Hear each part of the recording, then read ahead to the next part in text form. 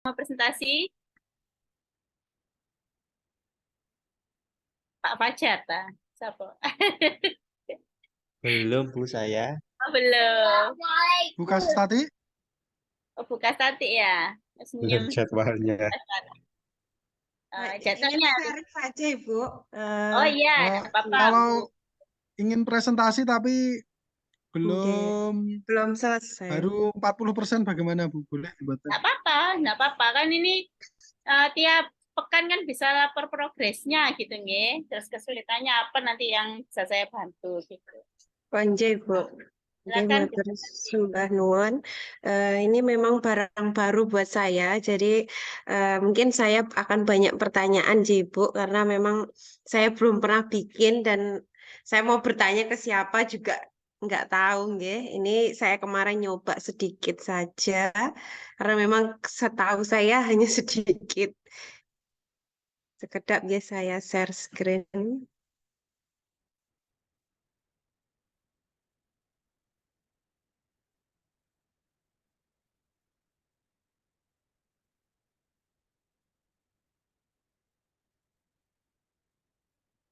Ini Bu yang mau saya tanyakan itu kan di sini ada first author, second author, dan third author. Lah, sedangkan saya kan bikin sendiri itu apakah saya hanya menuliskan ini satu nopo pripun nggih? Ya, sementara kalian satu dulu aja, Bu. Yang ini tinggal dulu. Pripun? Sementara ditulis nama Ibu saja dulu, nggih. Oh, ngoten. Nggih, terus ini kemarin sesuai dengan anjurannya panjenengan niku, ini saya mencoba bikin abstraknya, terus kemudian saya coba ke translate-nya dan ini hasilnya. Terus untuk resep ini Bu, saya tanyakan ini apakah pas saya buat apa? Saya buat artikel ini nopo pripun nggih? Oh, enggak, itu kalau soal tanggal-tanggal itu dikosongi, Bu, karena biasanya yang nanti mengisi itu pihak jurnal sesuai dengan yang terekam di sistem gitu. Jadi bukan kita Oh, yang nggih, biar aja nggih, itu nggih. kosongnya aja. Oh, dan terus yang Nggih. untuk yang ini Bu, yang atas ini juga niku pripun? Apakah ini Itu diganti? juga pihak jurnal yang berwenang. Oh, Eh, dan jeng. Niku. Sementara kendalanya baru di situ karena memang baru bikinnya sampai situ mawon. Terus untuk yang kata kunci ini Bu, kata kunci ini apakah saya ngambilnya dari abstrak ini yang menjadi poin penting nopo pripun Ji, Bu?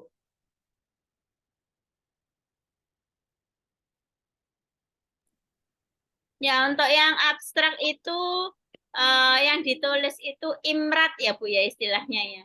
Jadi ada satu kalimat introduction, lalu metodenya bagaimana, singkat gitu, terus result hasilnya ya.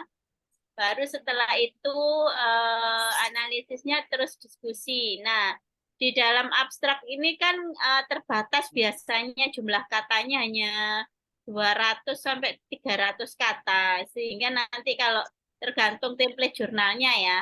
Nah, sehingga nanti kalau mau menyebutkan hasil itu mungkin 2 kalimat gitu ya. Terus setelah itu impact-nya dari hasil itu apa, rekomendasinya apa itu 1 kalimat gitu Bu intinya. Hmm. Oke, silakan dipresentasikan dulu Bu Kastati yang sudah didapat. Oh, ngoten nggih. Nggih, ini teman-teman saya akan mempresentasikan walaupun baru sampai abstrak mawon nggih.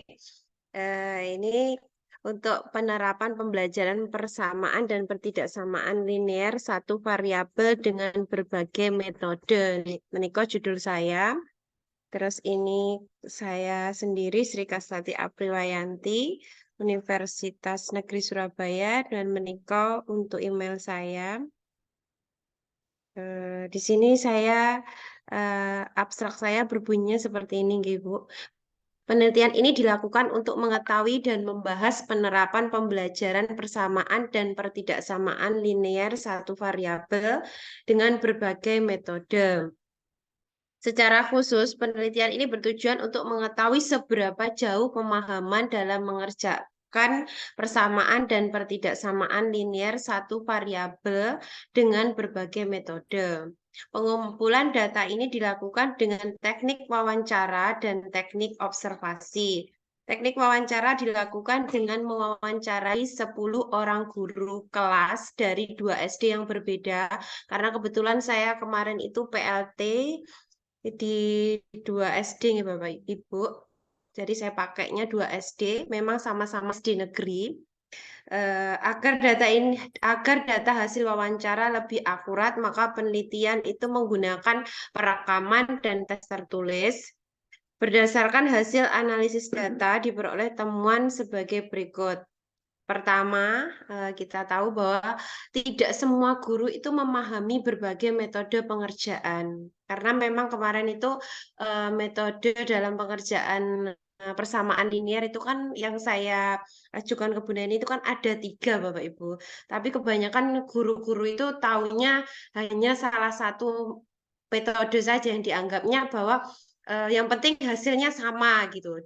Jadi beliau tuh tidak menggunakan metode 2 ruas, terus kemudian tidak menggunakan metode-metode yang lainnya. Pokoknya yang penting jawabannya itu ada. Dan seperti itu penemuan yang saya peroleh. Terus kemudian yang berikutnya, yang kedua, Bapak Ibu guru yang mengerjakan itu lebih berfokus pada hasil akhir. Dan banyak dari guru yang masih ragu dalam mengerjakan. Dan jadi ragu-ragu pokoknya diisi ngoten mawon. Walaupun itu beliaunya kebetulan yang saya teliti itu memang guru saya itu masih muda-muda semua nggih, Ibu. Tapi masih ada keraguan ngoten lho. Dari penelitian yang dilakukan, peneliti dapat simpulkan bahwa tidak semua guru memahami berbagai metode dalam pengerjaan persamaan dan pertidaksamaan linier satu variabel. Dan ini untuk keywordnya atau kata kuncinya itu berbagai metode dan aplikasi. Ngoten. Itu untuk sementara. Terus kemudian pendahuluannya, mohon maaf baru sedikit tadi, baru dapat dunia pendidikan merupakan fondasi awal pembentukan karakter bangsa. Sekolah dasar merupakan incaran awal para orang tua dalam mempercayakan pendidikan anak. Mungkin namung niku Bu Neni yang bisa saya sampaikan untuk sementara ini. Mohon maaf apabila ada kurang dan lebihnya. Assalamualaikum warahmatullahi wabarakatuh. Niko Bu. Waalaikumsalam. Guys, kedap ya buka sate. Inji Bu. Niki saya stop screen, no pripun? Jangan dulu, Bu. Jangan dulu tuh. Nggih.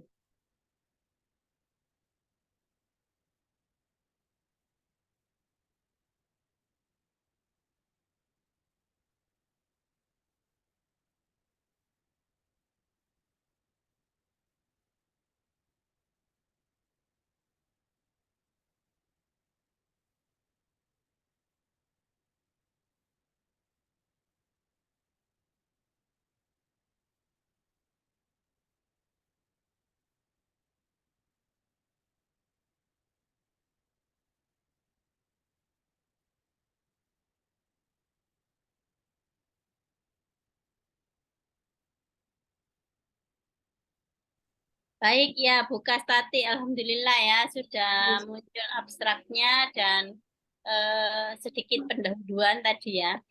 Untuk abstrak ini tadi sebenarnya pertemuannya menarik ya, apa temuannya menarik ya Bu ya.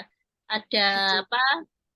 Para guru itu cenderung tidak menggunakan ketiga metode yang diketahui, tapi hanya salah satu. Nah, mungkin bisa dilanjutkan analisis dari hasil pekerjaan teman-teman 10 orang itu, dari 10 orang itu apa namanya dicek lagi metodenya yang sering mereka gunakan yang mana. Kan kita sebagai peneliti dan pembuat soal itu tahu ya, oh ternyata dia pakai substitusi, berarti kita lihat berapa orang yang pakai substitusi, berapa orang yang pakai eliminasi gitu ya, berapa orang yang pakai mixed method. Nah itu eh, dihitung berapa, sehingga Ibu bisa menyimpulkan yang juga bisa dimasukkan ke abstrak kalau misalnya 7 dari 10 orang cenderung menggunakan metode eliminasi, misalnya begitu ya Bu ya. Nah, Nggih, sehingga muncul temuan yang juga lebih bermakna. Itu yang pertama. Lalu yang kedua, eh, coba Ibu ke kalimat abstrak yang di awal-awal, Bu.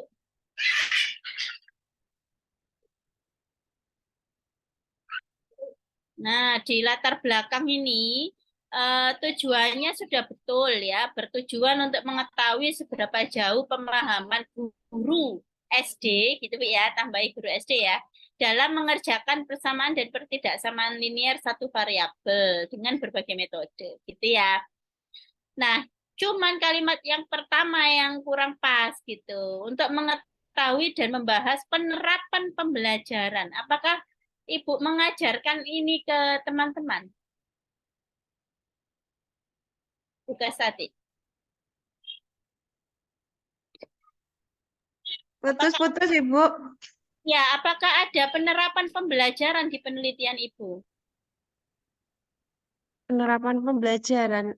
Maksudnya Iya. pripun Ibu? Nah, itu loh tulisannya Ibu itu loh di abstrak. Membahas penerapan pembelajaran ya itu loh. Apa Oh, ini maksudnya menikah Ibu. Napa penerapannya di dalam apa namanya implementasinya di kelas ngoten lho Ibu.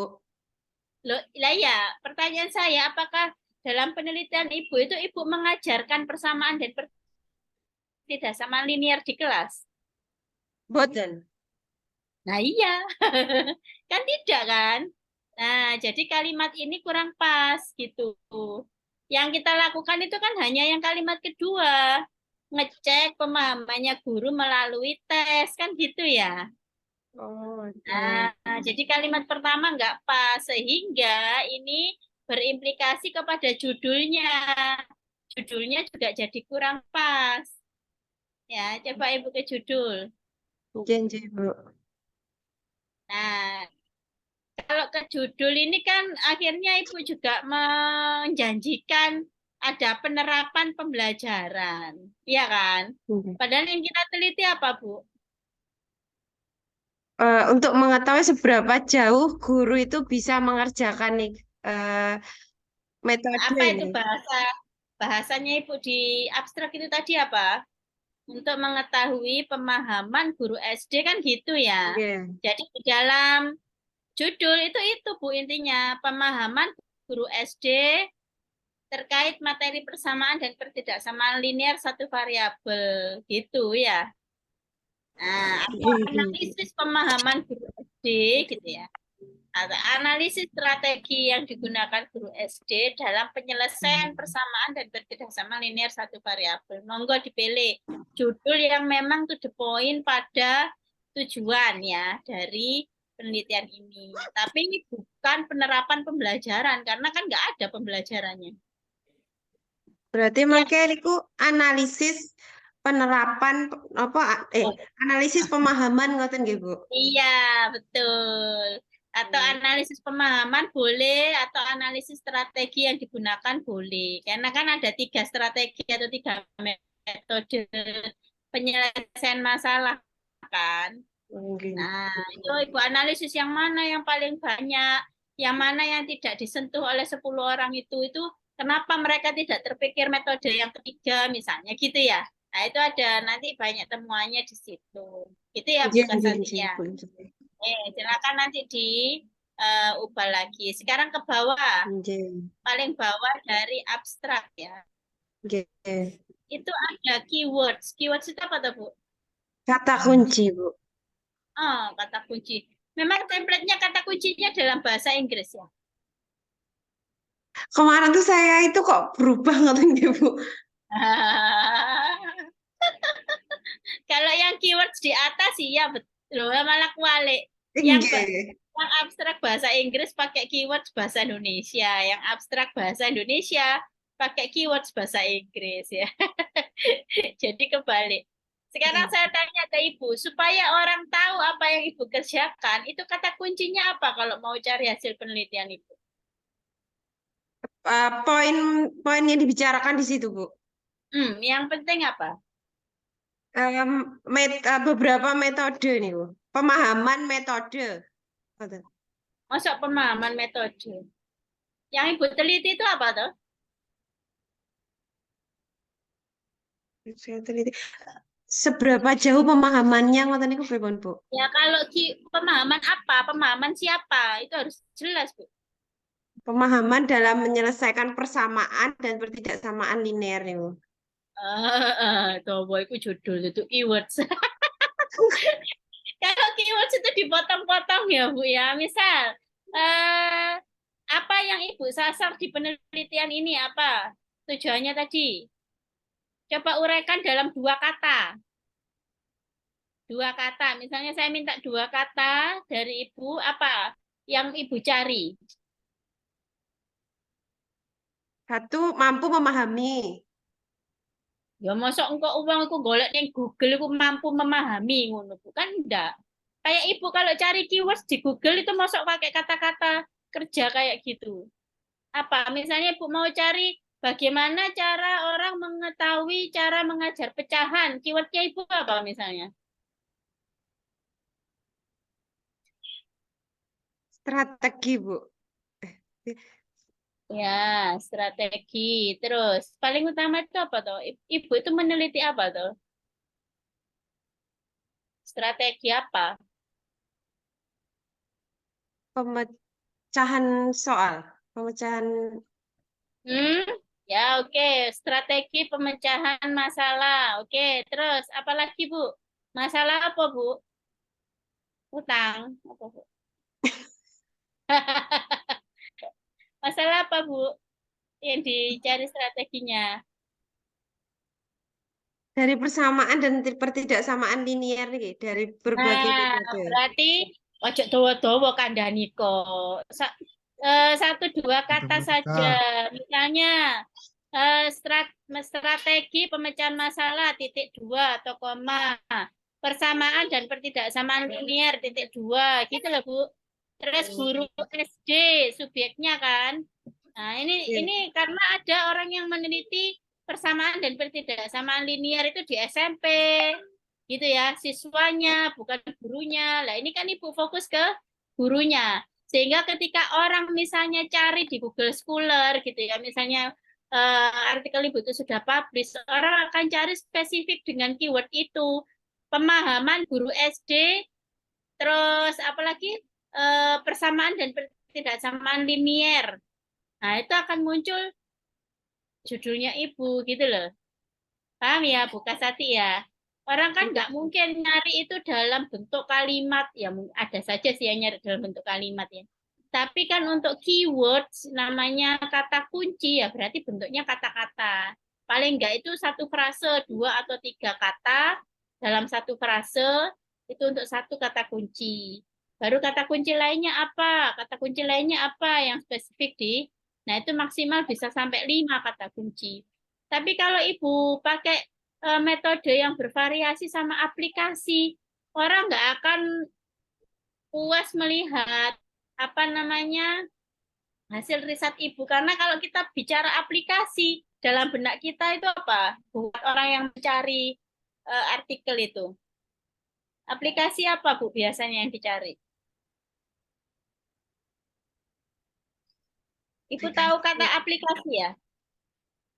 Ini Kasati saya tahu kata apa? Hah? aplikasi itu karena saya apa namanya translate kan itu pertama saya buatnya pembelajaran begitu Bu. Terus saya translate kan itu artinya kok application gitu. Enggak ah, pembelajaran tuh learning, bukan application. Ibu translate pakai apa? Coba ke atas, Ibu, yang bahasa Indonesia itu keywords-nya.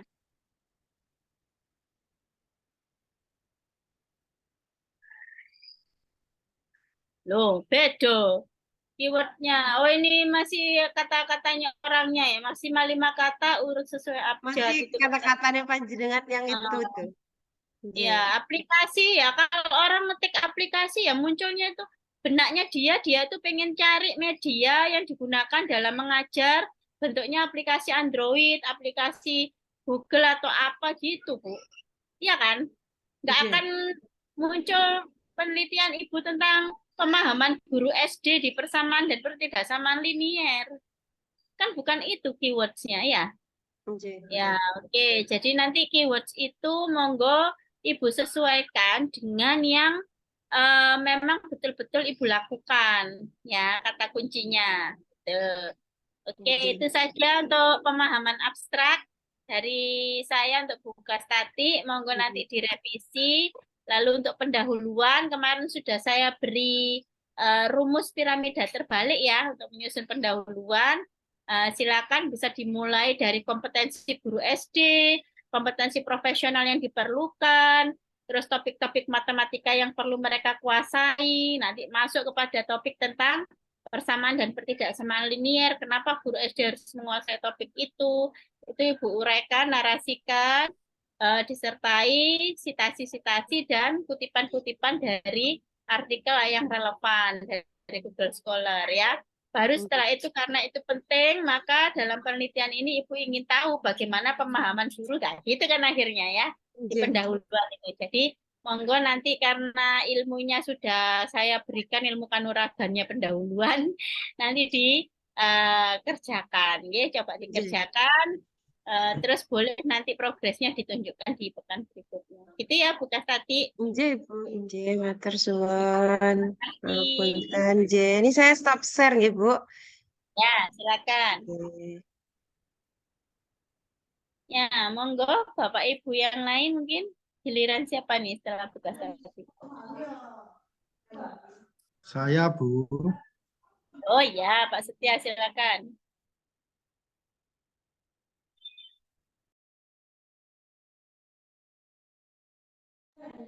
Bu Kastati sudah share screen-nya?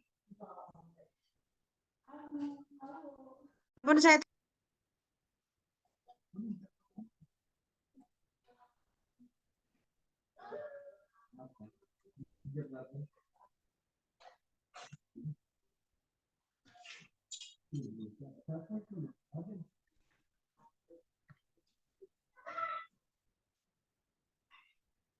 Sudah nampak ya, teman-teman?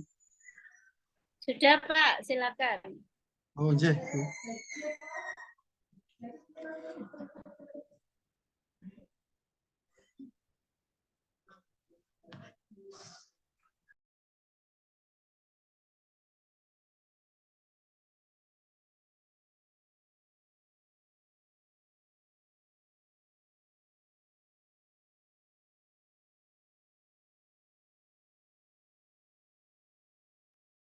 Ya, silakan Pak Setia.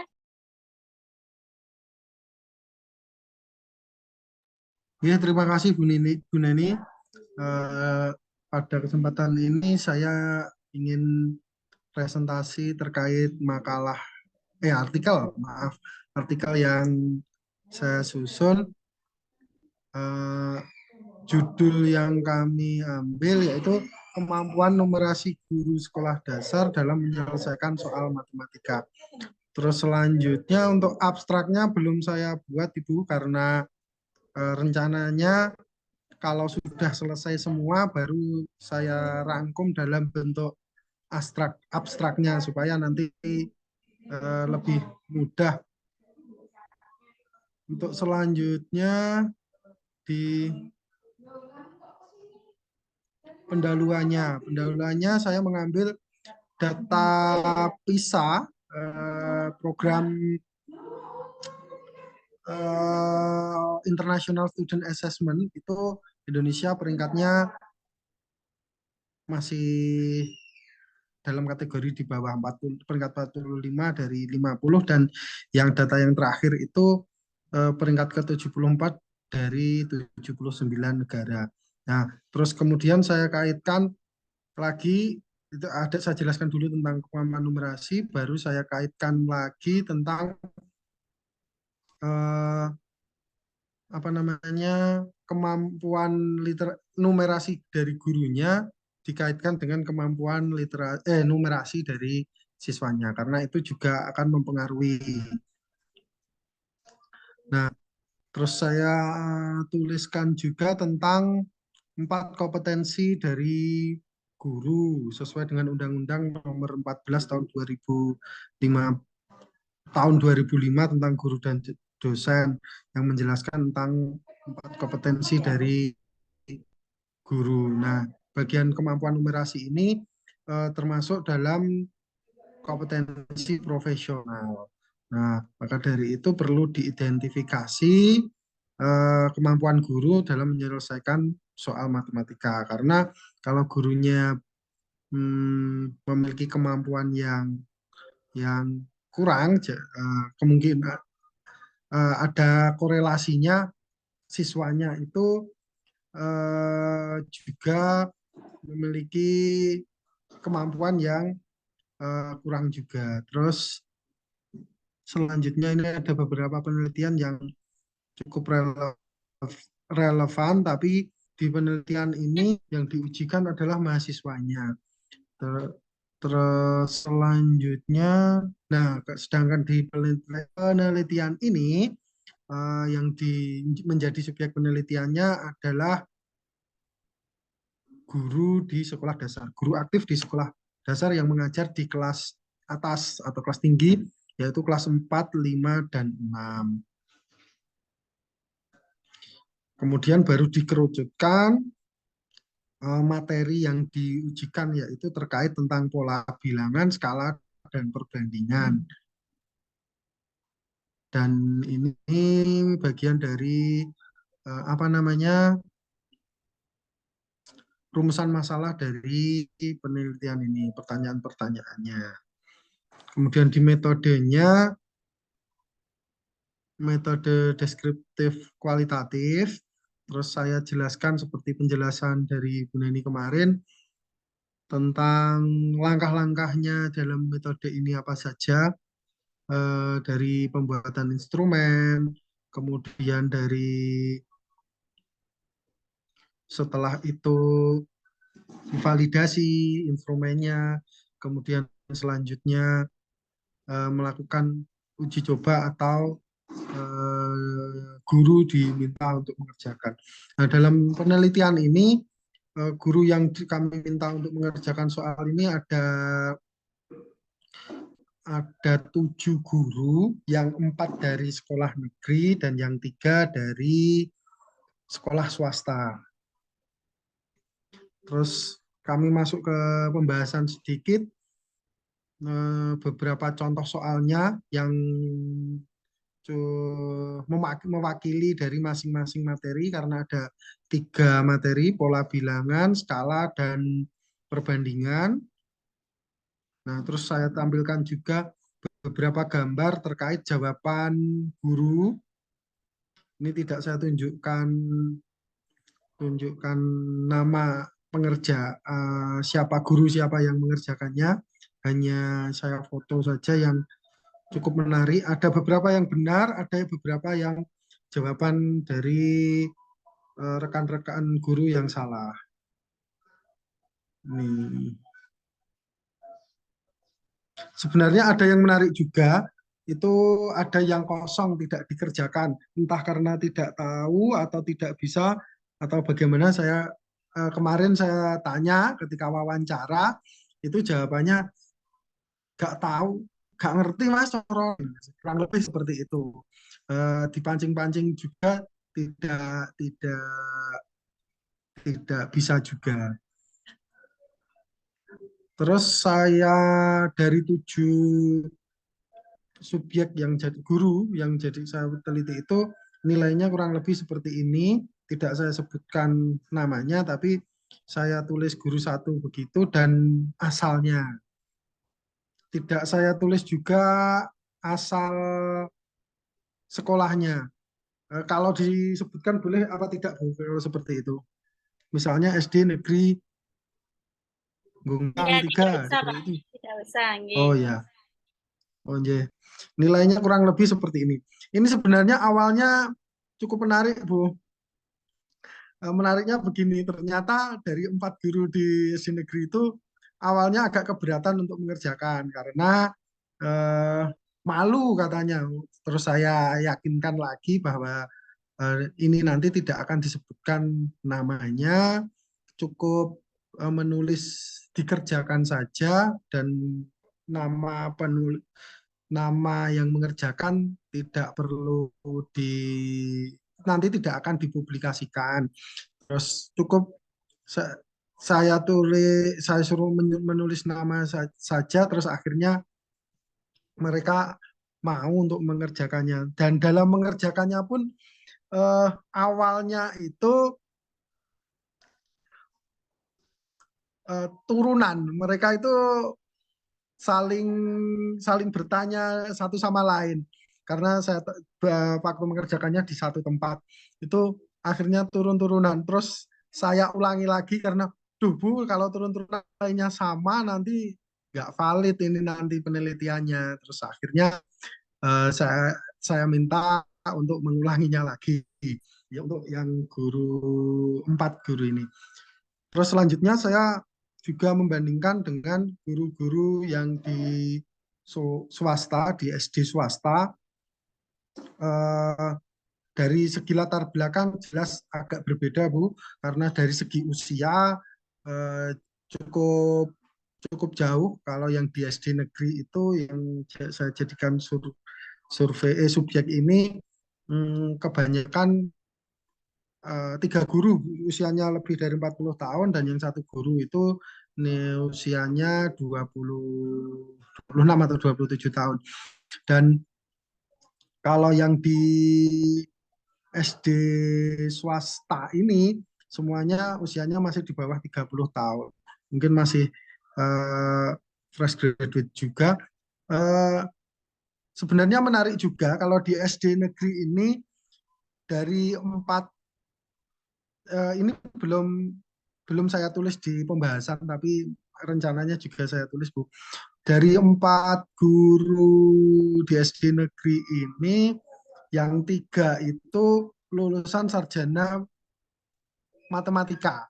Tapi diberi soal seperti itu bingung kemarin, banyak yang bingung juga. Mungkin karena terlalu lama mengajar di SD dan beberapa yang 2 itu dulunya lama mengajar di kelas rendah. Jadi materi-materi itu mungkin lupa, alasannya lupa kalau kemarin saya tanya seperti itu ketika wawancara sedikit.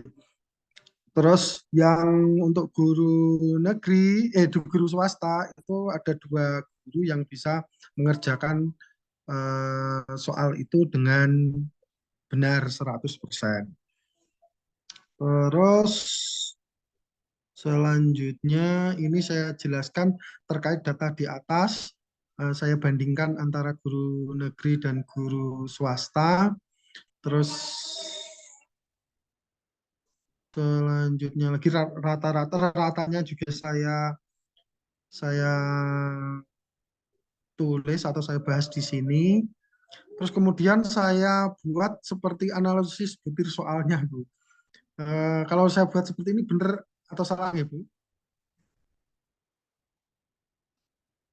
Jadi masing-masing soalnya itu yang benar guru siapa saja ini, jadi kelihatan skornya. Terus akhirnya begini. Jadi kelihatan juga soal mana yang mudah bagi rekan-rekan guru dan soal-soal mana yang sulit dikerjakan atau banyak yang masih miskonsepsi. Seperti yang ini hanya 28% atau 2 orang yang benar menjawab dari 7 guru, itu berarti menunjukkan bahwa masih banyak miskonsepsi dari rekan-rekan guru di SD. Kemudian ini agak saya bahas sedikit tentang masing-masing nomor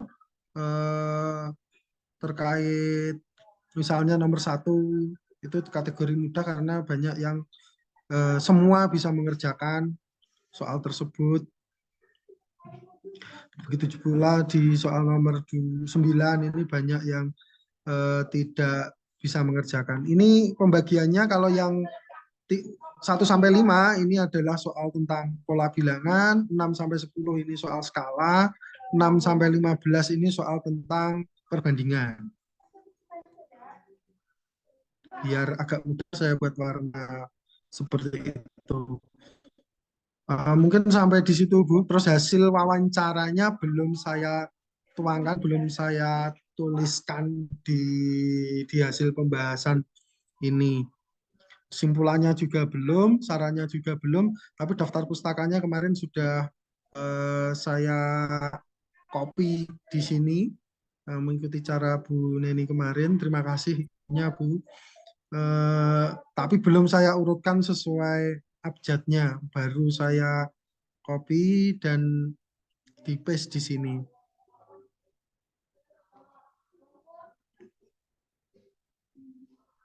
Mungkin itu saja Bu dari saya, mohon masukannya dan bimbingannya.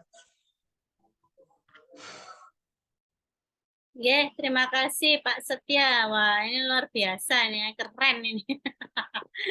Ini keren pakai BGT ya. Coba ke atas Pak. Jadi ini Bapak Ibu adalah contoh baik gitu ya yang bisa diikuti dari Pak Setia untuk cara menyusun artikel. Sepertinya yang kemarin jurus dari saya untuk latar belakang juga sudah diterapkan ya Pak ya. Sehingga alurnya sudah terlihat, sudah cukup bagus. Cuma nanti ini tetap saja ada beberapa masukan dari saya untuk penyempurnaan ya.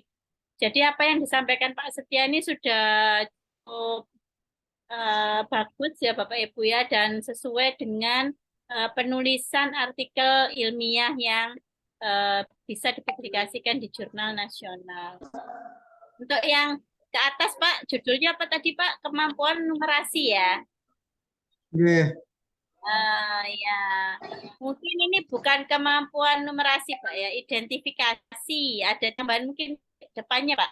Identifikasi kemampuan numerasi guru SD dalam menyelesaikan soal matematika gitu ya. Nah, sehingga Oke. rodok keren sini ini ya. Terus Oke, yang Bu, terima kasih. berikutnya, nah emailnya kalau bisa yang email institusi ya Pak, email UNESA, mahasiswa UNESA. Oke. Terus berikutnya yang ke bawah Pak, untuk pendahuluan nanti abstrak mengikuti IMRAT seperti yang saya sampaikan tadi. Nanti di akhir saya beri penguat untuk abstraknya untuk Bapak Ibu semuanya. Oke, Bu. Nah, pendahuluan ini sudah alurnya sudah keren. Jadi Bapak Ibu kalau kita itu kan mau sebenarnya menggunakan penelitian ini bisa dijadikan rujukan untuk data awal peneliti yang lain gitu ya. Peneliti yang lain yang ingin tahu kompetensi guru SD gitu. Sehingga sulit bagi kita itu untuk berargumentasi menggunakan data lapangan tentang kompetensi mereka gitu kan ya. Jadi biasanya studi pendahuluan yang saya tulis di piramida terbalik itu pakai data yang memang ditemukan di lapangan. Tapi bisa juga pakai data umum, misalnya data PISA ya. Terus data apa nih? Misalnya Bapak Ibu punya data nilai dari guru SD yang apa P3 data nilai P3K atau data nilai PNS guru UKG SD. mungkin bisa, Bu. Hah? Nilai UKG mungkin bisa, Bu. Boleh ya Uji nilai-nilai kompetensi guru. itu. Ya, boleh. Jadi nilai UKG atau nilai masuk PNS dan P3K guru SD yang itu fokus kepada nilai matematikanya seperti apa gitu ya. Nah, sehingga di penelitian ini kita mau lebih fokus lagi kepada satu topik pembelajaran yaitu numerasi dalam pemecahan masalah. Nah, itu bagus Pak ya. Oh iya, istilahnya pemecahan masalah ya Pak, bukan menyelesaikan. Kalau di Oh, iya. dalam pemecahan masalah matematika ya. Jadi menyelesaikan soal itu kan bahasa kita sehari-hari ya sebagai guru.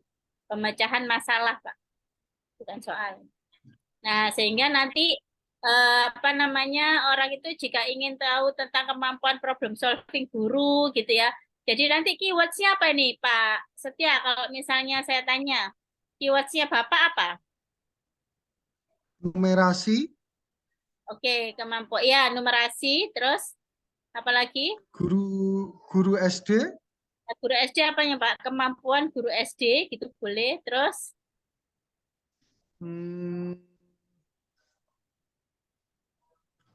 pemecahan lagi. masalah, Ya, pemecahan masalah cukup karena sudah ada numerasi. Jadi pemecahan masalah numerasi, kemampuan guru SD, terus pemecahan masalah ya, 3 keywords-nya nggih. Jadi Bapak Ibu bisa ambil keywords itu dari judul. Intinya begitu. Itu paling gampang itu ngambil keywords di judul. Tapi jika Bapak Ibu ingin yang spesifik ya, misalnya di dalam penelitian Pak Setia ini juga menemukan apa namanya perbedaan antara guru SD dan guru swasta. Terus Bapak Ibu ingin gitu ya, orang itu juga tahu bahwa ini adalah studi komparasi atau perbandingan antara guru SD negeri dan guru SD swasta. Boleh itu ditambahkan pada keywords ya. Guru SD Oke. negeri, guru SD swasta itu boleh ditambahkan. Jika memang Bapak Ibu ingin, tapi sajikan di dalam abstrak datanya, perbedaannya itu ditonjolkan lebih dari hanya sekedar identifikasi kemampuan. Itu nggih. Monggo. Jadi intinya keywords itu bisa diambil cara gampangnya dari judul atau dari hasil-hasil penelitian Bapak Ibu yang menarik, yang menonjol ya, yang menarik dan menonjol yang Bapak Ibu tonjolkan pada tulisan itu. Oke, kita sekarang ke bawah ke pendahuluan tadi, Pak. Nah, ini nanti akan saya berikan, ini bagus karena di satu paragraf sudah lebih dari satu citasi ya. Paragraf 1 itu menyajikan data studi pendahuluan yang diambil dari PISA. Nanti kalau Bapak punya data UKG boleh ditambahkan gitu Pak Setia. Terus hampir semua paragraf memiliki citasi. Itu bagus nih Bapak Ibu ya. Jadi memang di pendahuluan itu harus banyak sekali kutipan-kutipan ya. Citasi-citasi. Nah, nanti akan saya tunjukkan paper yang bagus itu bagaimana. Ya. Kutipnya seperti apa, itu nanti akan saya tunjukkan. Oke, terus yang berikutnya Pak, ke bawah lagi. Nah, ini ada pengerucutan sampai kepada state of the art. Ini state of the art-nya sudah terlihat jelas pada paragraf penelitian yang sebelumnya itu. Oke, ini cantik banget ini artikelnya. Tapi Pak, untuk penelitian yang sebelumnya pada artikel itu tidak perlu di listing Pak ya. Di listing itu pakai Oh gitu. numbering. Ah, jadi langsung aja mengalir dinarasikan. Oh Oke, gitu. tidak Nggih, nggih, nggih. Nggih, berubah, Bu. jadi berjalan seperti paragraf dalam paragraf saja. Nah, nah itu terus Bapak sudah mention tentang bedanya dengan eh, apa namanya penelitian sebelumnya apa di paragraf yang berikutnya itu bagus banget, betul seperti itu. Nah ini juga nggak perlu dikutip ya, nggak perlu kutipan kalau yang ini kutipannya sudah pada penelitian sebelumnya ya. Terus cara menuliskannya untuk penelitian sebelumnya Bapak tidak perlu menuliskan seperti sorry Bapak menuliskannya bisa seperti kutipan yang lain. Misal, penelitian yang dilakukan oleh, nah, jadi nggak perlu ditulis lengkap namanya, tapi dikutip gitu Pak. Beberapa penelitian yang relevan seperti penelitian yang dilakukan oleh Nadia Mudin dan Hulukati dalam kurung 2022. Nah, gitu nggih. Jadi ini bisa digunakan untuk mengurangi plagiasi. Nah, terus nama belakangnya saja yang dikutip Asriati dihilangkan, Evi dihilangkan. Nih. Nah, seperti itu nanti mengikuti yang berikutnya, nih Pak. Nah, untuk apa namanya state of the art sudah dimunculkan apa bedanya penelitian Bapak dengan penelitian sebelumnya di paragraf yang itu. Oke, sudah bagus. Lalu ke bawah Pak, ada rumusan masalah. Nah, ini yang paling penting dalam menutup latar belakang ya. Jadi, walaupun bentuknya bukan rumusan masalah dalam bentuk kalimat tanya, tapi ini bisa juga disebut tujuan, Pak ya. Tujuan dari penelitian sederhana ini adalah, gitu Pak. Kalau rumusan masalah dalam kalimat tanya kan, Pak. Hmm. Nah, ini ada konsistensi. Kalau yang nomor 1 itu bentuknya adalah untuk mengetahui maka kan tujuan.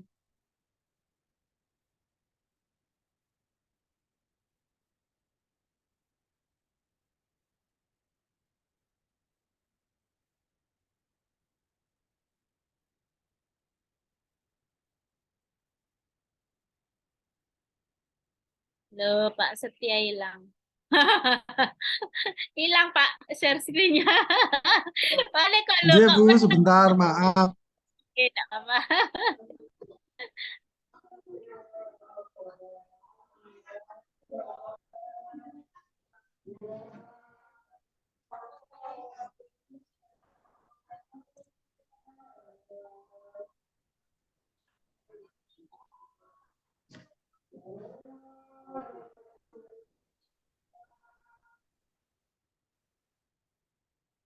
Nah, ya, berdasarkan analisis kondisi tersebut, tujuan dari penelitian ini adalah yang pertama untuk mengetahui kemampuan guru SD, SD-nya Pak, jangan ketinggalan ya, dalam menguasai keterampilan numerasi terkait materi pola bilangan, skala, dan perbandingan. Nah, kalau yang nomor satu sudah untuk mengetahui, yang nomor dua, tiga, jangan pakai bagaimana, Pak. Kalau bagaimana sudah kalimat tanya ya. Nah, sehingga koherensi kalimat itu ada ya. Nah, yang kedua untuk mengetahui kemampuan guru SD dalam menyelesaikan soal matematika. Sama apa enggak Pak sama yang pertama itu?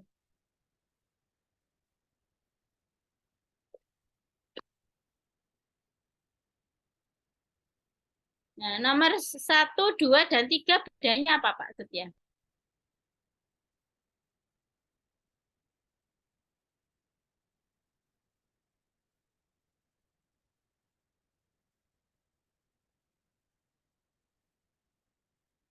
Baik. Nomor satu, dua, dan tiga itu bedanya apa Pak Setia? Nggih, kalau sekarang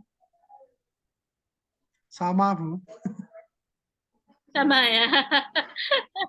Saya Bapak tadi punya temuan yang menarik ya. Jadi mungkin yang nomor dua bisa fokus kepada bagaimana apa ya untuk mengetahui perbedaan kemampuan antara guru SD negeri dan guru SD swasta dalam menyelesaikan kemampuan numerasi ya. Untuk mengetahui perbedaan kemampuan numerasi antara guru SD negeri dan guru SD swasta misalnya Pak. Itu bisa disebutkan. Terus yang nomor tiga itu terkait tadi analisis butir soalnya itu ya Pak ya bagus ya. Kira-kira bisa digunakan untuk tujuan penelitian yang seperti apa? Bagaimana, Bu, untuk nomor berapa tadi? Yang nomor tiga itu tadi terkait dengan Nggih, analisis butir soal yang sudah Bapak lakukan, itu kira-kira bisa nggih. digunakan untuk merumuskan tujuan penelitian seperti apa? Eh, Untuk mengetahui apa analisis butir soal tadi. tingkat kesulitan soal. Ya, tingkat kesulitan soal atau ya itu kalau kalau tingkat kesulitan soal itu tujuan dari analisis butir soal, ya kan? Tapi kalau sebagai Nggih. peneliti, ketika Bapak memutuskan saya mau analisis butir soal lah untuk apa, Pak? Eh, mengetahui nama miskonsepsi guru, maksudnya Nah, ya, jadi Bapak materi bisa mana yang masih miskonsepsi. betul. Jadi Bapak bisa itu dijadikan tujuan ya untuk mengetahui materi apa topik miskonsepsi yang dialami guru pada topik pola bilangan, skala, dan perbandingan. Itu terkait dengan soal yang seperti apa kan gitu ya. Nggih. Nah, oke. Sehingga nanti Bapak pada saat Bapak menyusun metode itu yang bisa digunakan untuk menjawab ketiga rumusan masalah atau tujuan penelitian ini. Ya, di metode Bapak itu harus jelas nanti. Untuk mengetahui kemampuan guru SD dalam menguasai keterampilan numerasi itu Bapak lakukan dengan cara apa? Dengan cara Tes uji coba. tes, betul. Apakah tes sudah diuraikan di metode? Tidak tadi ya. Belum, Ya, Ibu. Oh, belum. Yang ada 15 soal, soalnya ada tiga topik gitu ya. Soal Oh gitu 1 sih. sampai Oh, sekian.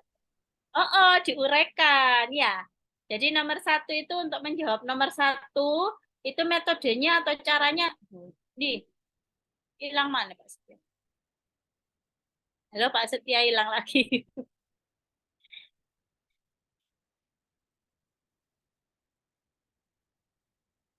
maaf hilang lagi Bu. Ya, enggak apa-apa.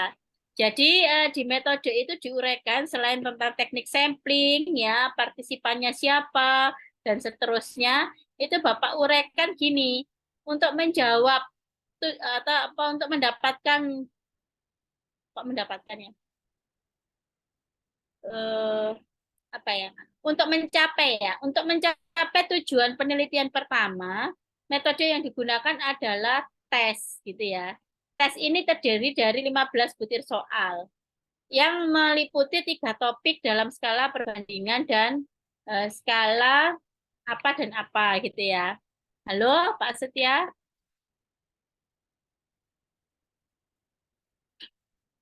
Halo Pak Setia, suara saya terdengar? Ya Bu, jelas Bu. Baik, Ah, baik. izin tanya Bu, Ye, untuk tes tadi apakah perlu misalnya kita mengutip pernyataan dari para ahli tes itu sendiri apa begitu? oh enggak usah, enggak perlu. Metode enggak perlu kutipan.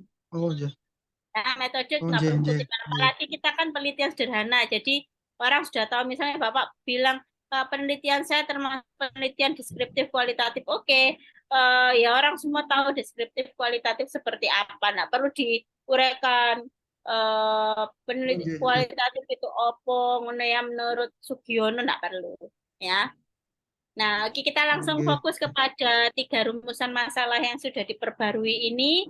Jadi untuk rumusan masalah pertama atau mencapai tujuan penelitian pertama, itu kan Bapak melakukan tes, itu disebutkan di metode, ya. Terus tes ini terdiri dari berapa butir soal, ya. Terus sudah melalui Ya, ya. validasi ahli, ya disebutkan sudah melalui validasi Oh ahli ya. instrumennya. Terus 15 Oh butir ya, soal ini sudah Bu tadi. Oke. Jadi 15 butir soal ini terdiri dari 5 soal pertama tentang skala, 5 soal berikutnya tentang opo, 5 soal berikutnya tentang perbandingan. Misalnya begitu, Pak. Ya, Nah, ya Bu. sebaran soalnya disebutkan ya. Tidak hanya 15 soal, Ya, tapi 15 soal diuraikan. Nah, disebutkan juga bahwa melalui validitas ahli ya. Terus yang berikutnya untuk ya. tujuan penelitian kedua, berarti Bapak juga menyebutkan tuh tujuan penelitian kedua kan tadi tentang komparasi ya. Nah, komparasi itu nanti Bapak lihat dari apa? Dari nilai tes gitu kan ya. Nilai tes tadi yang di tabel itu. Setiap kelas itu nilai tesnya berapa. Nanti akan fokus kepada bagaimana rata-rata yang diperoleh dari rata-rata nilai tes yang diperoleh oleh guru SD negeri dengan rata-rata nilainya guru SD swasta. Itu disebutkan di metode. Halo, Oh di Pak. metode ya Bu. Untuk yang nomor 2 disebutkan Ya Bu, bagaimana ya, cara. ya, ya. Oke, terus untuk melihat miskonsepsi, Bapak menggunakan apa? Menggunakan dokumentasi ya, yang tadi gambar-gambar tadi itu. Dokumentasi artefak hasil pekerjaan guru. Nah, terus Bapak menggunakan apa lagi? Oh, hilang lagi. Pak Setia hilang. Ya, halo Pak. Ya Bu, maaf sinyalnya tidak Ya, stabil. ya, enggak apa-apa. Ya, terus setelah itu Bapak gunakan terakhir Bapak jelaskan yang nomor 3. Yang nomor 3 itu dilakukan dengan cara apa? Membahas ya contoh-contoh artefak hasil pekerjaan guru. Itu tadi ya yang apa foto-foto itu tadi Pak ya. Terus dilihat dari mana Oh ya. lagi selain selain mengumpulkan artefak dari dokumentasi, Bapak juga kan melihat dari analisis butir soal. Nah, itu disebutkan. Sorry. Iya benar ya, dari analisis butir soal. Tuh. Ya, Dari analisis, ya. ya, dari analisis butir soal. Terus apalagi dari wawancara, ya kan ada tiga metode yang nomor 3 itu. Bapak juga melakukan wawancara untuk mengetahui ada miskonsepsi Ya, atau ya. tidak. Nah, setelah itu baru di hasil dari pembahasan, ya Pak, ke bawah Pak, hasil dari pembahasan. Sebentar saya ngecas dulu.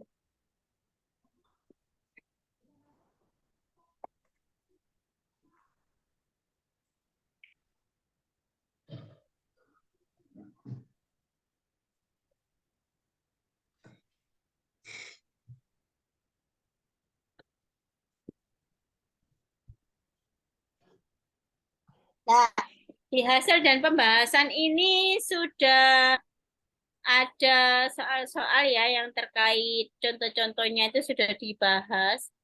Nah, gambar-gambar itu jangan hanya dipajang, Pak. Kalau bisa dibahas. Kan ini masih 8 halaman ya. Ya, kenapa Ya, Bapak ya, Bu, ya. memajang kenapa Bapak memajang gambar 1, gambar 2, gambar 3 sampai gambar 5? Kenapa? Kan karena ada yang menarik kan. Nah, jadi Ya, di Bu. setiap gambar ini uraikan apa yang menarik dari hasil pekerjaan tersebut gitu ya. Nah, ini diuraikan. Gambar 2 Ya, apa yang menarik gitu ya. Gambar 3 apa yang menarik. Nah, mungkin ada hal lain yang Bapak temukan dari hasil artefak pekerjaan guru. Misal nih, di gambar 2 ini kan ada yang ini kan sudah benar caranya guru mengerjakan. Ya, kenapa ya. ini menarik? Karena partisipan atau subjek penelitian yang sama ini bisa mengerjakan materi skala dengan baik, tapi dia susah mengerjakan materi perbandingan. Ya, Padahal kan betul. sama ya, ininya kan sama. Jadi Bapak boleh juga membahas gambar itu dari sisi yang lain gitu. Atau dikombinasi dengan temuan lain. Misal di gambar 1 ya, kan tadi Pak Setia bilang, Bu saya yang wawancaranya belum saya masukkan, nah itu bisa disisipkan Pak. Misal di gambar 1, coba balik gambar 1 Pak. Nah, di gambar 1 ini terlihat guru mengalami kesulitan dalam mengerjakan soal apa, gitu kan ya. Nah, ketika melalui hasil wawancara dengan guru yang bersangkutan ditemukan bahwa apa kutipan wawancaranya. Nah, itu bisa Pak jadi data itu fleksibel digunakannya, tidak harus oh ini data dokumentasi dikumpulkan dulu, data analisis butir soal dikumpulkan dulu, terus data wawancara terakhir itu tidak harus. Justru kita bisa mengombinasikan 3 cara atau 3 data yang ditemukan itu. Kalau di penelitian kualitatif, hal ini disebut sebagai proses triangulasi data. Itu ya, Ya, saya ulang triangulasi ya. data. Ya. Triangulasi. Kenapa? Karena sebuah fenomena itu dikonfirmasi dengan minimal 3 cara. Jadi ada dokumentasi, ini dokumentasinya gambar ini. Terus setelah itu ada misalnya hasil tes ya, itu juga juga apa namanya tekniknya yang dikonfirmasi wawancara. Nah, jadi satu temuan itu bisa diuraikan dari 3 sumber data yang berbeda atau 2 sumber data yang berbeda. Proses ini yang disebut triangulasi gitu Bapak Ibu. Jadi nanti Ya, ya. Bapak bisa menguraikan setiap gambar ya saya rasa nututi ya 16 halaman itu. Apalagi kalau nanti Bapak gabung gambar itu dengan pembahasan yang ada kutipan-kutipannya. Nggih? Oke, sekarang ke bawah, Pak.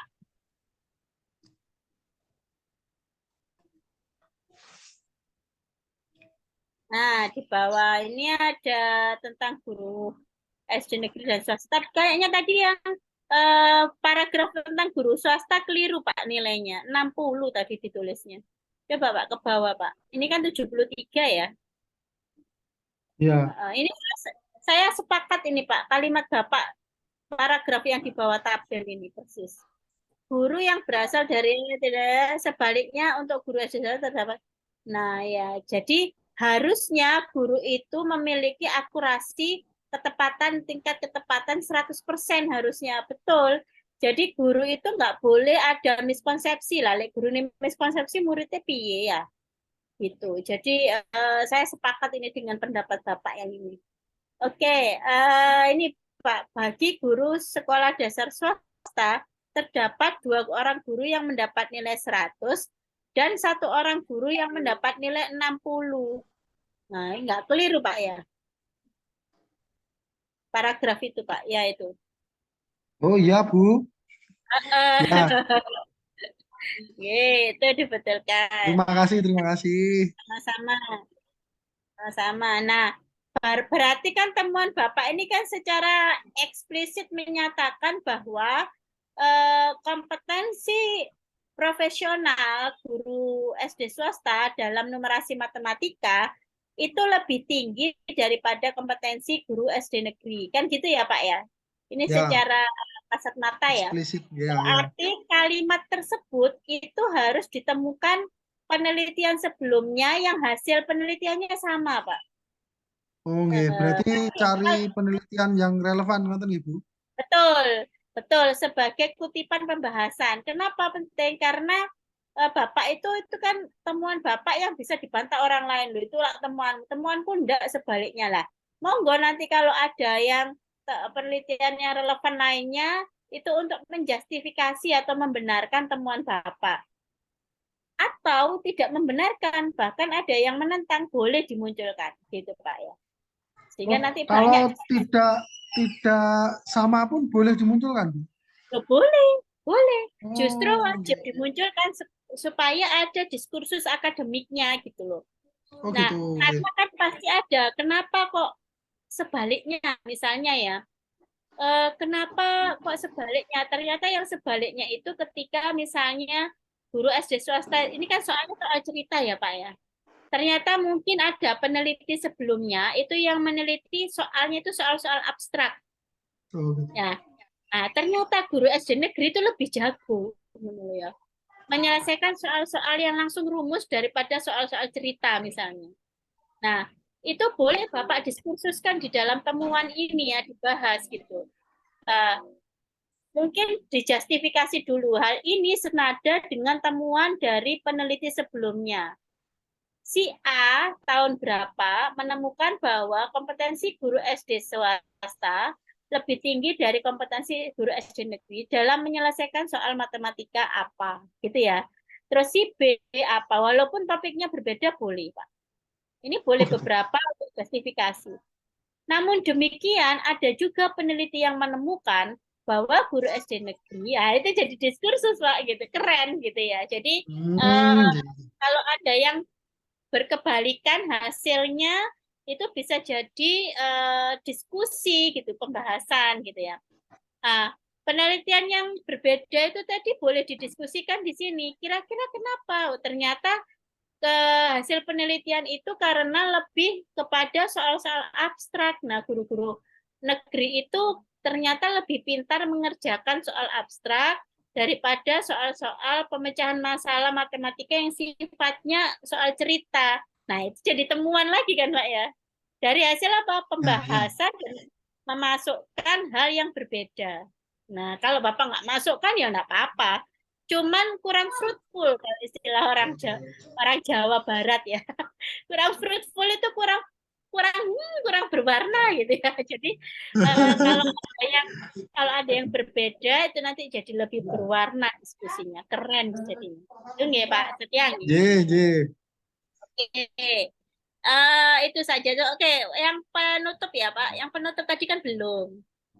Oke, jadi clear ya message saya ya. Untuk hasil Ya. wawancara tidak perlu dimunculkan tersendiri. Oh, Boleh nggih. Bapak gabung dan sesuaikan dengan data lain yang sudah ada, ya. Nggih, nggih, nggih. Oke. Sekarang yang penutup, Pak. Kesimpulan. Belum, Bu. Nggak apa-apa. Boleh, nggak apa-apa. Saya mau bahas kok. Simpulan ini nanti, ya. Simpulan ini nanti Bapak tulis apa? Yang pertama yang wajib ditulis di simpulan, Bapak Ibu ya, adalah jawab dari setiap rumusan masalah secara singkat berdasarkan data. Kan tadi Pak Setia punya berapa tujuan penelitian? 3, Bu. Berarti 3 hal itu harus terjawab di simpulan. Oh, Ya. Nah, bagaimana kompetensi guru itu disebutkan. Bagaimana perbandingan kompetensi guru SD negeri dan swasta itu dibuat satu simpulan juga. Terus bagaimana miskonsepsi yang terjadi itu juga dibuat satu simpulan. Ya. Oh ya, terus tadi yang data analisis butir soal itu kalau bisa soal yang hanya 2 guru bisa mengerjakan itu Bapak foto soalnya seperti apa. nggih. Ya, jadi dia disertai data dokumentasi, terus nanti disertai data wawancara. Kenapa kok sulit mengerjakan soal yang itu guru-guru itu ya? Gitu. Oke. Nah, yang berikutnya di paragraf ini, yang terakhir ini, simpulan dan saran. Setelah Bapak Ibu menjawab rumusan-rumusan masalah atau tujuan penelitian yang ada di pendahuluan, yang terakhir memberikan rekomendasi atau saran.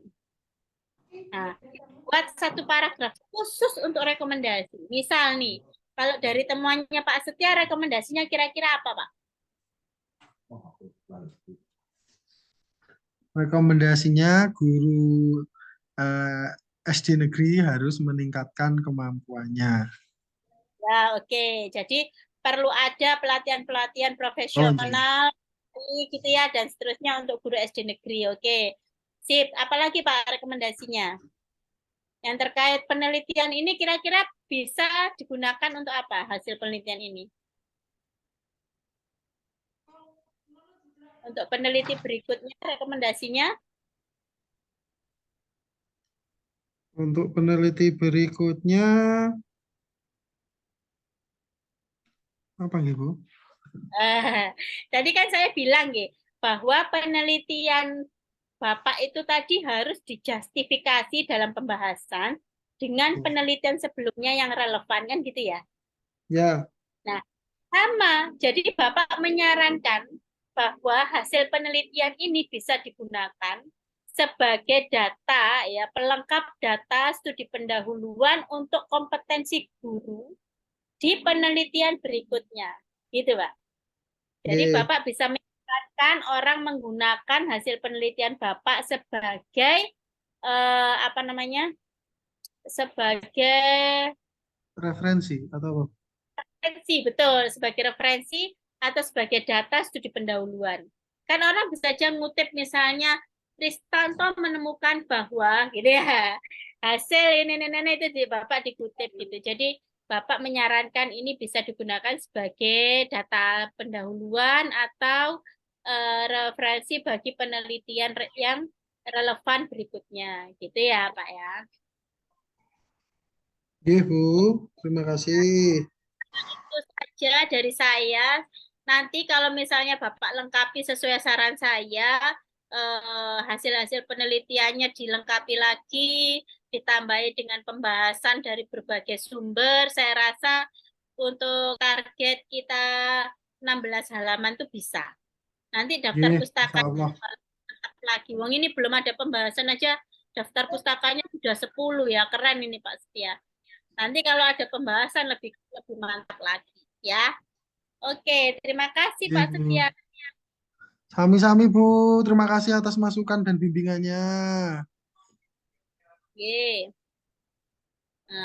Oke. Oke, Alhamdulillah. Ada lagi mungkin yang mau presentasi hari ini? Apa cuma 2 orang yang dijadwalkan? Cuma 2 ya? Oh ya, baik. Sementara Baik, 2, Bu. baik, nggak apa-apa. Kita sudah punya best practice. Ya, di-record lagi. Dari 2 ini kita sudah punya best practice dari Pak Setia yang nanti bisa ditularkan ke teman-teman. Monggo kita saling membantu untuk bisa lulus bersama ya Bapak Ibu ya. Nggak apa-apa. Oke, Bu. Siap. Tugas-tugas itu tugas-tugas di S2 itu kan sifatnya individu dalam arti berbeda-beda. Seperti ini kan berbeda topik penelitiannya. Nah, tapi strategi dalam menyusun artikelnya itu boleh ditularkan. Justru nanti makin pinter teman-teman yang mau nularkan itu makin lihai dalam menulis paper gitu. Kenapa penting Bapak Ibu saya kali ini walaupun masih semester 1 karena nanti Bapak Ibu itu tagihan akhirnya itu adalah publish di jurnal nasional ya. Minimal Sinta 4. Jadi kalau nggak terbiasa nulis artikel dari awal, saya takutnya nanti terkaget-kaget gitu ada tagihan ya. Sudahlah skripsi sudahlah tesisnya itu juga masih perlu pemikiran, artikelnya masih nggak lanyah bikinnya. Nah, itu nanti akan ada masalah gitu. Jadi monggo dinikmati prosesnya, teman-teman yang pinter-pinter bisa mengajarkan ke yang lain sehingga nanti yang lain itu juga bisa maju bersama gitu ya. Karena pembelajar dewasa. Nah, tadi juga ada best practice dari Bukastati tentang cara menyusun abstrak ya. Ini mungkin saya beri sedikit untuk abstrak Bapak Ibu apa namanya rumus gitu. Saya juga pakai whiteboard ya. Nah, rumus untuk menyusun abstrak itu ada yang disebut ini ditulis. Ini introduction. Saya bisa ya, introduction, M, method, R, results, A, analysis, D, discussion. Oke. Imrat ini adalah teknik penulisan paper secara umum, gitu ya, secara umum. Jadi kan di nulis artikel itu kan ada introduction-nya, metodenya, hasilnya, analisisnya, pembahasannya, kan gitu ya Bapak Ibu ya. Nah, di dalam abstrak itu juga berlaku Imrat ini. Jadi orang itu kalau nge-review artikel, itu kan saya kan juga reviewer artikel kan Bapak Ibu ya, reviewer jurnal. Itu saya cek apakah sudah ada introduction-nya, metodenya jelas apa enggak, hasilnya seperti apa, sudah disebutkan apa enggak gitu ya. Terus yang terakhir di abstrak itu yang perlu ada adalah implikasi atau rekomendasi. Nah, ya. Jadi kalau di abstrak ini singkat Bapak Ibu. Ya, cuman satu kalimat misalnya. Nah, satu kalimat. Boleh dua kalimat, tapi kalimat yang kedua ya, kalau ada kalimat kedua, ini saya tulis second ya, biar nggak bingung. Ini second ini kalimat kedua. Jika ada kalimat kedua tentang introduction, itu harus tentang tujuan penelitian. Tuh. Jadi aims-nya itu harus jelas ya di dalam apa namanya di dalam abstrak itu. Nggak boleh nanti kalau misalnya sudah ada introduction-nya ya. Seorang guru harus menguasai kompetensi profesional. Di dalamnya adalah untuk menguasai salah satunya menguasai numerasi matematika. Misalnya ya, sudah itu kan satu kalimat. Introduction, sudah betul. Tapi terus langsung metode dalam penelitian ini nggak bisa bicara metode, harus tahu tujuannya dulu ya. Nah, di dalam artikel ini akan dibahas 3 hal. Apa, dan apa. Itu disebutkan secara singkat satu kalimat. Ada juga artikel itu yang langsung bicara tujuan. Itu nggak apa-apa, aman juga misalnya ya. Artikel ini ditulis untuk membahas ini 3 itu ya. Karena dirasa kalimatnya Bu nanti terlalu panjang karena tujuan saya ada 3, introduction-nya satu kalimat itu padahal abstrak dibatasi misalnya 300 kata atau 250 kata. Jadi saya skip introduction-nya langsung ke tujuan yang fokus ke 3 tujuan itu nggak apa-apa. Ya gitu, monggo mau langsung ke tujuan. Metode ini maksimal ini 2 kalimat Bapak Ibu. Apa yang harus ada ya jenis penelitian dan cara menjawab ketiga tadi itu. Gitu ya, cara menjawab ketiga tadi itu. Ada yang menambahkan subjek boleh, ada yang menambahkan teknik pengumpulan datanya menggunakan tes, wawancara, dokumentasi ya. Terus apa, monggo disebutkan. Nggih. Resultnya ini tergantung rumusan masalah. Makanya kalau rumusan masalahnya misalnya ada 3, nanti resultnya tuh juga harus ada 3 itu gitu loh. Bagaimana gitu? Apa temuannya gitu? Itu ada ya. Nah, analisis ini boleh di-skip Bapak Ibu karena result itu sudah mewakili. Ini boleh di-skip. Skip itu nggak apa-apa ya. Ini kan IMRAT ini kan metode penulisan karya ilmiah secara umum itu tadi ya, template-nya. Riset ini misalnya sesuai banyaknya tujuan. Ya. Jadi kalau ada 3 tujuan ya berarti finding-nya temuan yang tujuan pertama apa? Itu disebutkan. Finding temuan tujuan kedua apa? Nah, ya, temuan tujuan ketiga apa? Itu disebutkan temuan-temuannya. Baru terakhir itu adalah implikasi atau rekomendasi. Ya, ini 1 kalimat saja di akhir abstrak. Istilahnya orang akan bertanya begini kalau nggak ada implikasi atau rekomendasi. Oke, itu hasilmu terus lapo. Terus ngapain kalau kita sudah tahu hasilnya itu seperti itu mau ngapain? Nah, untuk itu harus Bapak Ibu pertegas sebagai peneliti bahwa ini urgent, penting, wajib disitasi dan lain sebagainya itu dari implikasi dan rekomendasi. Bapak Ibu bisa mulai dengan berbagai kalimat ya, misalnya implikasi dari penelitian ini adalah memberikan pemahaman apa ya tentang kemampuan guru SD dalam memecahkan masalah numerasi. Misalnya begitu ya. Jadi orang tahu kenapa harus mensitasi apa namanya harus mengutip, harus membaca artikel Bapak Ibu. Nah, ini untuk abstrak yang abstrak.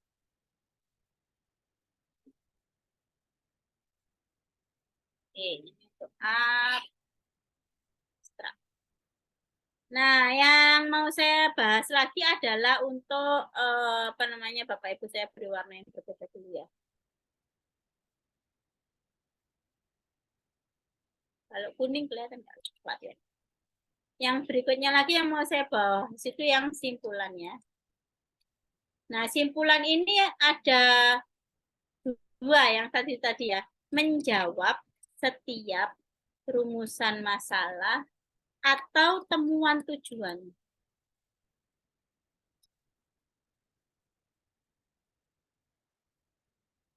Yang kedua, memberi saran atau rekomendasi.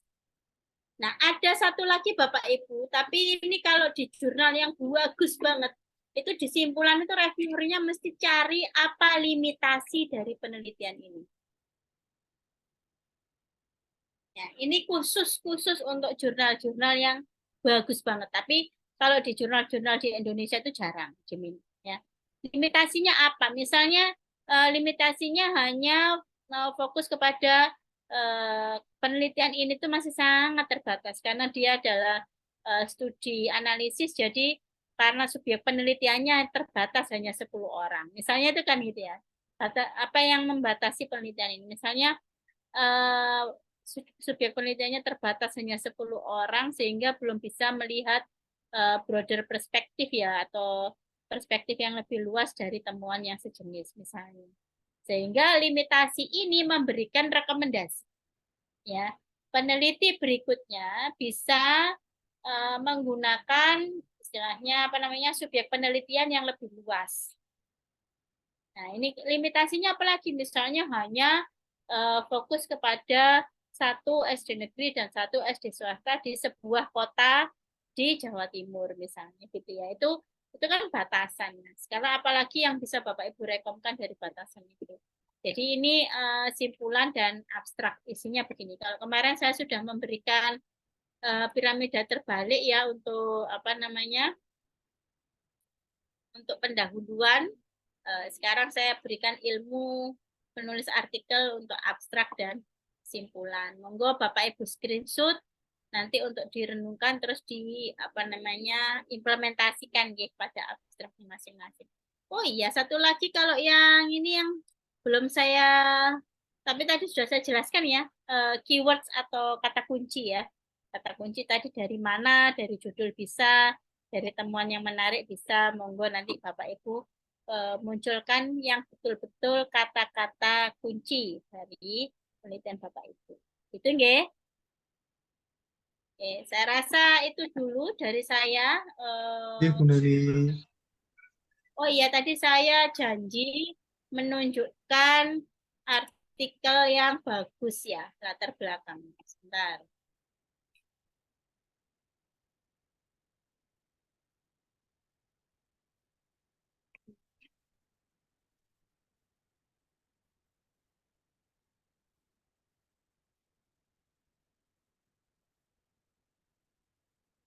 Oke, ini sekalian saya tunjukkan cara browsingnya ya.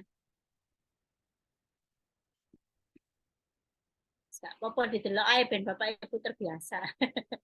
Jadi kita punya kalau di Indonesia itu namanya Sinta ya. Itu ada Sinta, ada Arjuna, iya ada. Kalau Sinta ini khusus kumpulan jurnal-jurnal nasional yang terakreditasi. Jadi dia ada rankingnya juga, mulai dari Sinta 1, Sinta 2, Sinta 3, Sinta 4, gitu ya, dan seterusnya.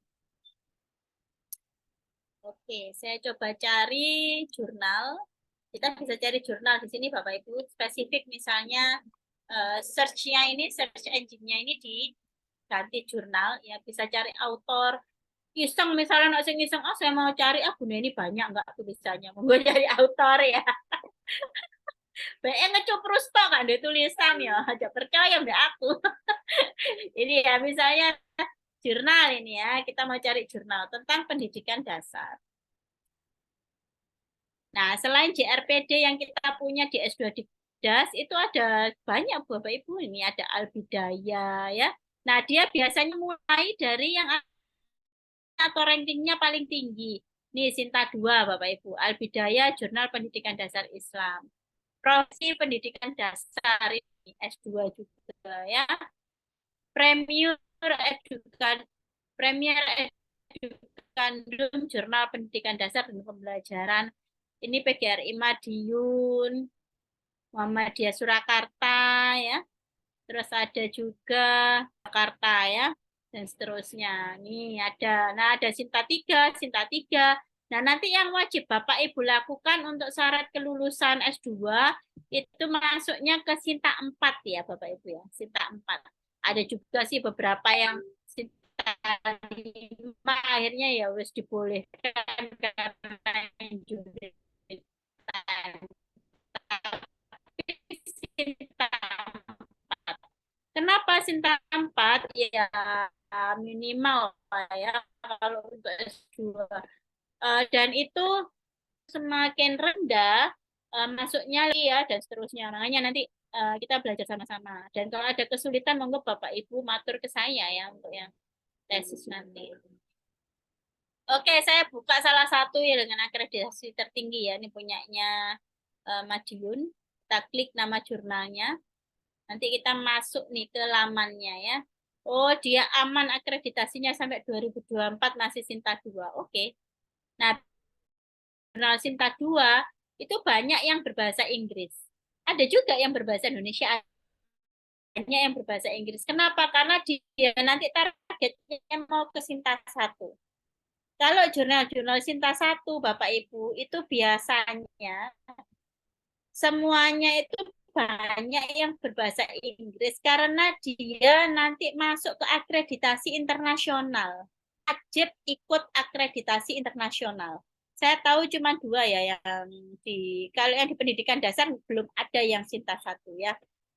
Kalau yang di misalnya ini kan matematika kita bahas. Di pendidikan matematika itu di Indonesia ada satu jurnal Sinta 1 yang dan biasanya saya ulang nih, cara mencarinya itu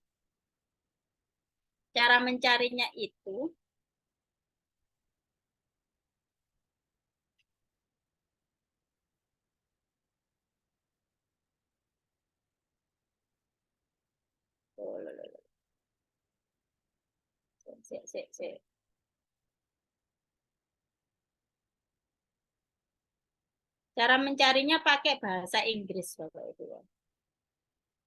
Misal nih di sini. Saya mau cari mathematics. Mathematics education ya. Sinta misalnya ya. Kita filter jurnal. Nah, muncul ya di sini. Semua jurnal Sinta 1. Kan? Ada IJR, International Journal of Evaluation and Research in Education. Nih. Nah, ya. Ada yang lain-lain. Ini yang saya sering sasarinnya, Journal on Mathematics Education. Nah, ini nggak ada yang berbahasa Indonesia. Kenapa? Karena dia ada indexing internasional. Di sini kalau Bapak Ibu lihat Scopus Index, semua jurnal Sinta 2 yang pengen naik tingkat ke Sinta 1, dia harus terindeks Scopus, indexing internasional yang digunakan sebagai acuan di Indonesia, Bapak Ibu ya. Jadi di sini Sinta satunya pasti sudah Scopus semua. Oke, kita kembali yang pendidikan dasar tadi ya.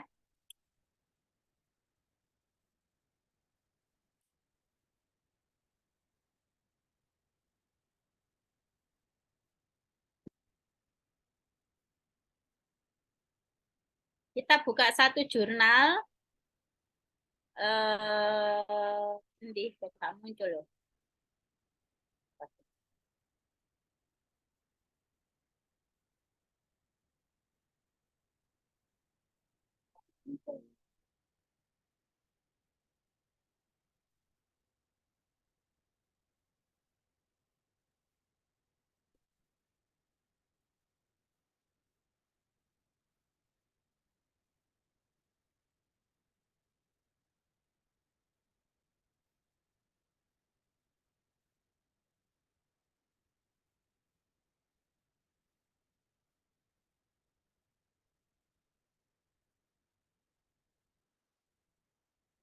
Kita filter yang pendidikan dasar ya.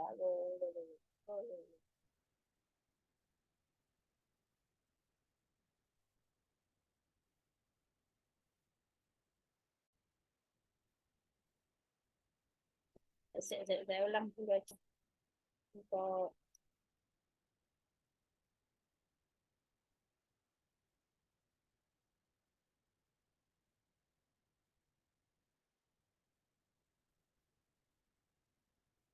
Oke, saya ulang ya. Cara mencarinya jurnal, terus pendidikan dasar. Nah, kita masuk satu yang ke yang Madiun ini, Bapak Ibu klik. Nah, di sini kan banyak yang pakai bahasa Inggris ya. Bu, ngeluh Bu bahasa Inggris, Kak. Popo kan ada Google Translate ya. Kemarin sudah saya tunjukkan. Nah, ini website jurnalnya. Kalau ini masih laman Sinta yang menunjukkan informasi tentang jurnal itu. Kita masuk ke website ini.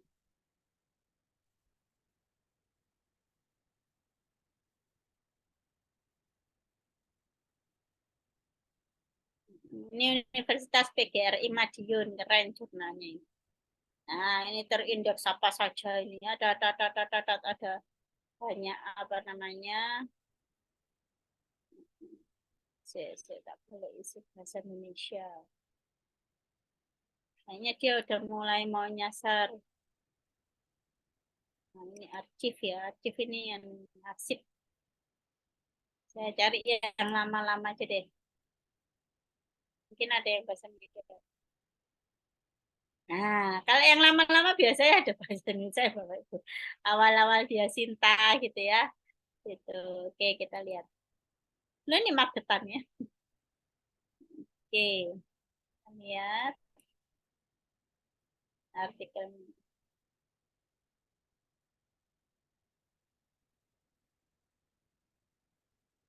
Muncul.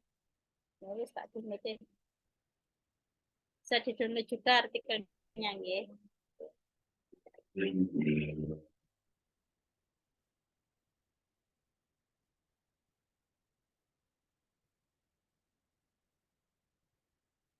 Saya stop share dulu ya.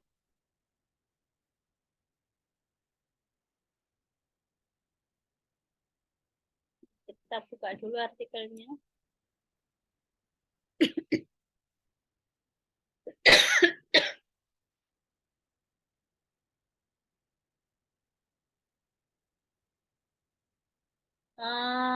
Si artikelnya Kak Api tiba mau tak bikin contoh. Ini mungkin karena kejauhan tahunnya ini 2013. Tak carikan yang nggak terlalu jauh deh. Bentar. Sekarang tahun berapa tuh? 2000. Oke, ini yang tak carikan yang volume 2020 ya.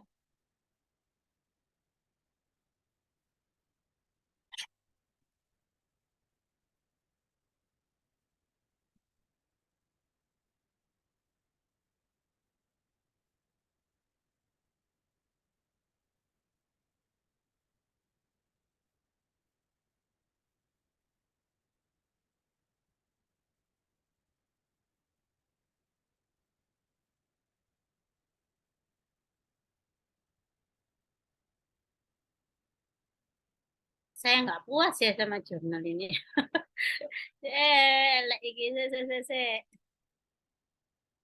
jurnalnya jelek. Enggak, ini loh Bapak Ibu. Saya tuh mau ngasih tahu ini loh ya. Sebentar, sebentar.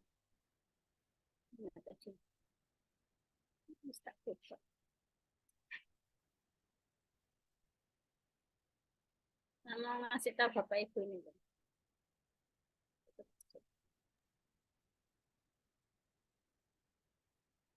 Ini kan jurnal yang saya temukan di artikel yang saya temukan di jurnal itu pada tahun 2020 ya, pada saat pandemi. Ini ada analisis ras untuk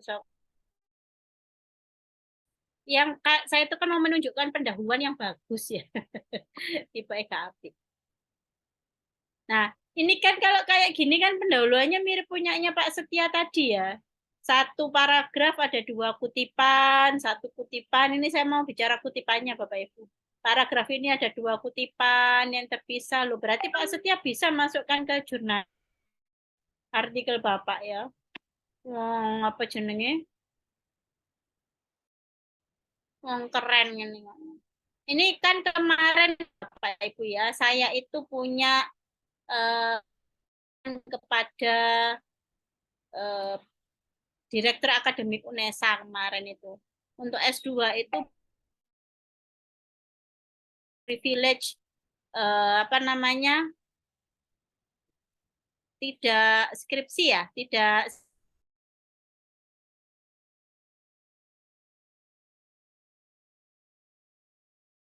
gitu. Jadi dia nggak pakai untuk sidang skripsi. S3 juga gitu. Kalau dia tembus 3 artikel di jurnal internasional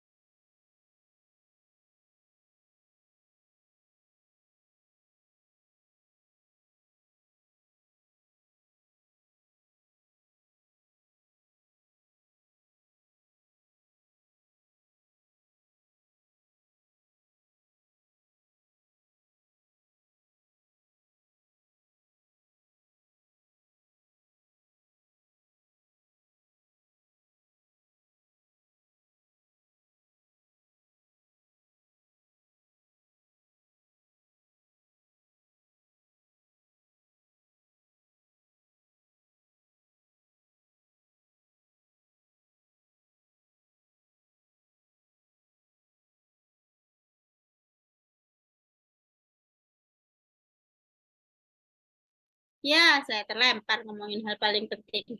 Ya, sudah nanti untuk artikel ya janjikan untuk saya kirim ya. Artikel yang introduction-nya baik itu yang dalam satu paragraf itu ada banyak sekali citasinya. Tidak hanya dalam satu paragraf, dalam satu kalimat itu bisa lebih dari 3 citasi. Itu artikel yang bagus. Artinya Bapak Ibu itu banyak membaca, banyak browsing, surfing gitu ya, sehingga itu lebih dihargai. Saya mau closing hari ini dengan satu cerita ya tentang permohonan saya di Direktur Akademik UNESA. Jadi waktu rapat dengan seluruh Kaprodi S2 S3 UNESA itu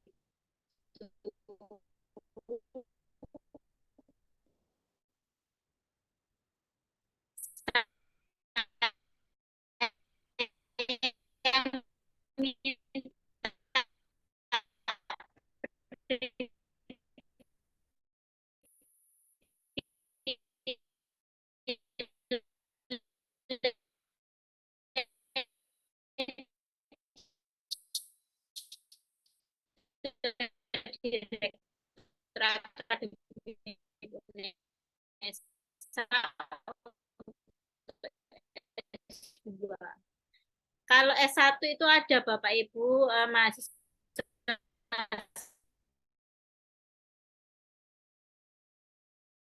saya itu yang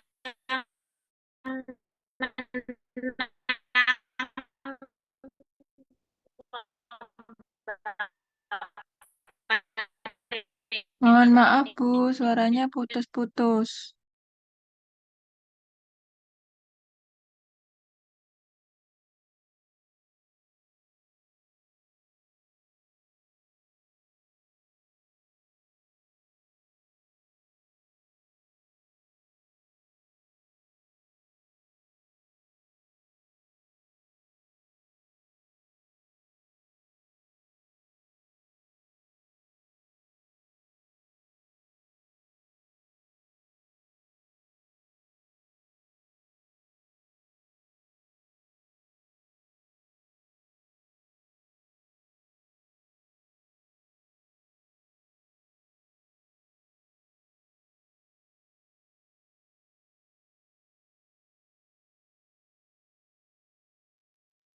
ya Allah terlempar terus belum selesai.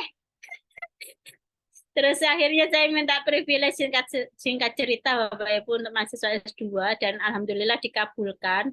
Nanti akan dimasukkan ke pedoman akademik dan insya Allah nanti angkatan Bapak Ibu itu bisa merasakan itu ya. Jadi begini privilege-nya. Jika mahasiswa bisa tembus jurnal internasional satu ya, bebas sidang tesis Bapak Ibu. Tapi tetap menulis tesis ya, tetap menulis tesis, tapi bebas sidang tesis. Itu lumayan banget itu. Ya, tesisnya jadi di ACC ketiga kelima penguji gitu ya sudah selesai. Jadi dia sudah bisa lulus gitu. Nggak pakai ujian-ujian yang sifatnya itu menghabiskan energi dan banyak. Jadi itu nanti saya cek lagi pedoman akademik terbaru jika sudah keluar, nanti akan saya share ke Bapak Ibu. Jadi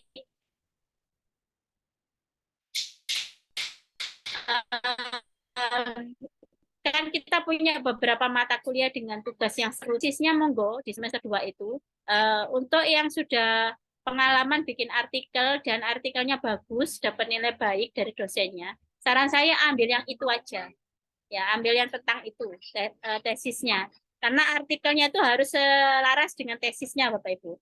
Nah, baru diseriusi artikelnya itu ya, nanti di semester 2 untuk dipublish gitu. Dipublish di jurnal internasional sehingga nanti Bapak Ibu bisa ya. Nah, itu sehingga nanti Bapak Ibu bisa lulus tanpa sidang tesis. Jadi monggo nanti akan saya kawal kalau memang Bapak Ibu berniat melalui jalur itu gitu ya. Saja pengumuman dari saya dan juga tambahan materi dari saya hari ini terkait dengan konsep dasar matematika. Alhamdulillah dua contoh baik sudah ditampilkan. Sampai ketemu lagi pekan depan. Dengan saya tetap daring nggih Bapak Ibu nggih. Ngapunten belum bisa ketemu. Nanti mudah-mudahan bisa ketemu pada saat apa namanya semester depan gitu nggih. Saking Amin. teman-teman depan diskusi dari hati ke hati mulai iya iya iya iya. Oke, saya akhiri dulu Bapak Ibu. Terima kasih atas waktunya, ilmunya, sharingnya. Insya Allah kita ketemu lagi pada depan. Assalamualaikum warahmatullahi wabarakatuh. Waalaikumsalam warahmatullahi Waalaikumsalam wabarakatuh. Terima Terima warahmatullahi kasih Bu wabarakatuh. Neni. Bapak Ibu, nggih. Assalamualaikum. Waalaikumsalam.